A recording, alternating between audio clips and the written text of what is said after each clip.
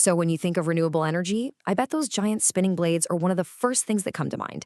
Today, we're going to harness that power and figure out exactly how it all works. Hey, can you give me 5? Seriously, in just 5 minutes, I'm going to make you an expert on wind power. First, we'll take a quick trip back in time to see where it all started. Then, we'll dissect a modern turbine to see what's inside.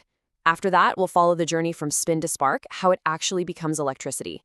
Then we'll check out the difference between wind farms on land and out at sea. And finally, we'll wrap up by weighing the pros and cons.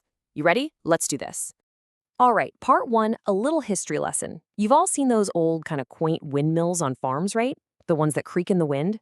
Well, they might look pretty low-tech, but believe it or not, they're the direct ancestors of the giant turbines we see today. So what's the big difference between then and now? It's really all about the mission.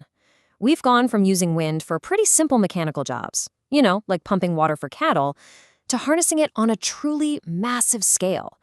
We started with some of the first wind farms out in the California desert, and now we've got these modern giants that are powerful enough to light up entire cities. Which brings us perfectly to part 2. What exactly are these incredible machines? Let's get right in there and take a look inside a modern wind turbine. Okay, so the main parts are actually pretty simple to grasp. You've got the super tall tower, obviously for height. You've got the blades, which catch the wind, and the rotor is just the hub that holds the blades together. Now see that big box at the very top? That's called the nacelle, and inside that's where all the magic happens with the generator and the gearbox. But here's a little secret. The real genius behind how this thing works isn't in that box. It's all in the shape of the blades. And this is where things get really cool. See, the blades aren't just giant, flat paddles pushed by the wind. No, they're much smarter than that. They're actually shaped just like an airplane wing. It's a design called an airfoil.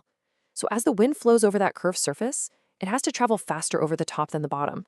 This creates a pressure difference, lower pressure on top, higher pressure below, which generates a force we call lift.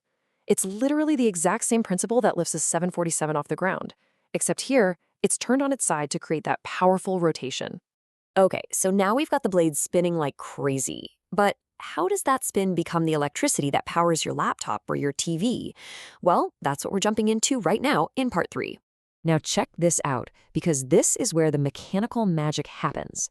Those giant blades, they're actually turning pretty slowly, around 18 revolutions per minute. I mean, that's nowhere near fast enough to generate any serious electricity. So inside that nacelle we talked about, there's a gearbox. Think of it like the gears on your bike. It takes that slow, powerful rotation and multiplies it by 100 times, ramping it up to a whopping 1,800 RPM. And that high-speed spinning is what it takes to get the generator humming and pumping out electricity. So this leads to a pretty obvious question, right? If it's all just about spinning a generator, why on earth do these things have to be so mind-bogglingly huge? Well, the answer is actually pretty simple. It's all about the wind. The higher up you go, the stronger and steadier the wind blows. So by building these towers so tall, they're just reaching up to where the best wind is.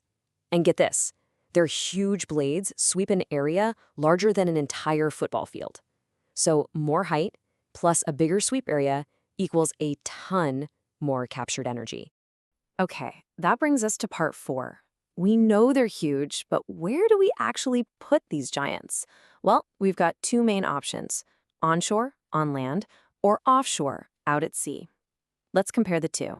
Onshore farms are probably what you picture. You see them dotting the landscape in really windy spots, like the wide-open prairies of Wyoming or across desert mountain passes. That's the established tech. But the really exciting new frontier, that's offshore.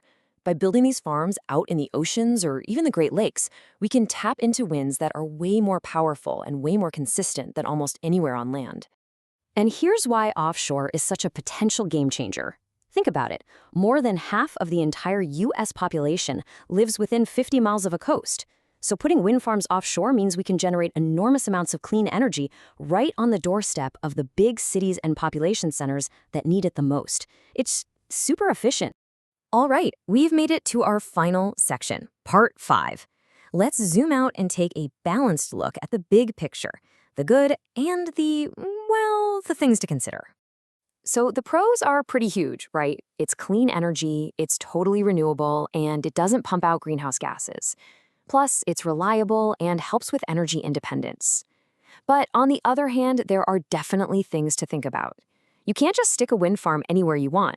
You need the right geography with a whole lot of consistent wind. And as we've already covered, these are incredibly large and complex machines to build and maintain. But to really put its power into perspective, just look at this number. Even a small wind farm, we're not even talking about the huge ones, can generate enough clean electricity to power more than 9,000 homes. I mean, that is a staggering amount of power from one renewable source. It really shows you why wind is such a critical piece of our clean energy future. Thanks for giving us 5. Like, subscribe, and follow to become an expert on anything.